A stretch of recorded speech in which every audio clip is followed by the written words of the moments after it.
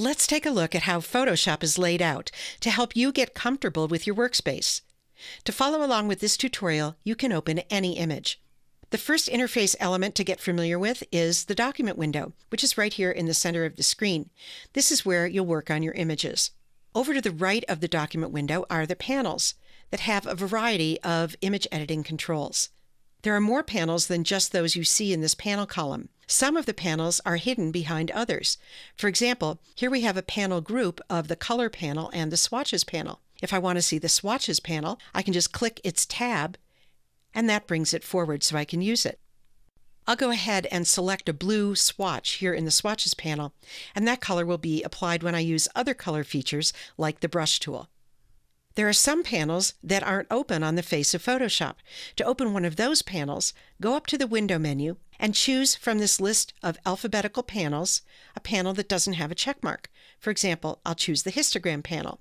That opens the histogram panel, and after I'm done using it to evaluate the tones in a photograph, for example, I can close it by clicking the double-pointed arrow here. Another important interface element is the Tools panel, which is located to the left of the document window.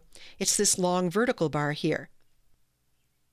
If you're not sure what a tool is, you can just hover over its icon, and in a moment you'll see the name of the tool in a tooltip. To select a tool, just click it.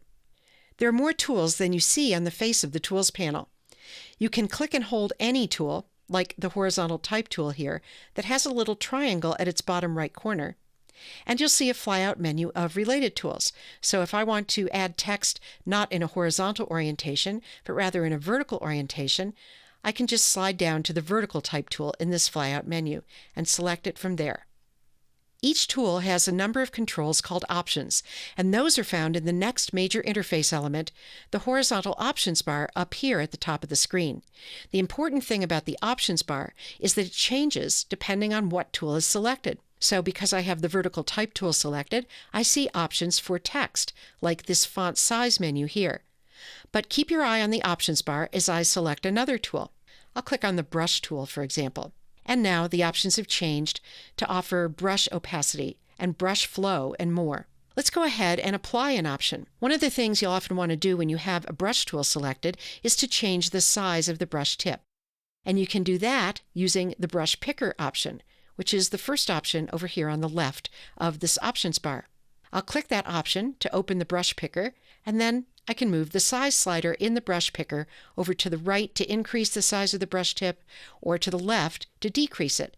And then I'll click in a blank area to close the brush picker.